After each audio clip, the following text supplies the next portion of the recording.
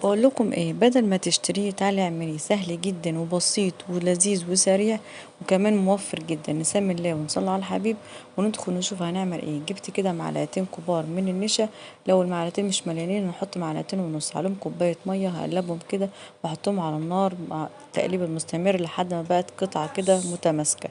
بعدين جبت الكبه بتاعتي او الخلاط، حطيها فيها معلقتين مايونيز، معلقتين زبادي، ربع كوباية لبن، ربع كوباية من الزيت، تمام، معلقة صغيرة من التوم، حوالي 5 فصوص من التوم، حوالي معلقتين من الخل.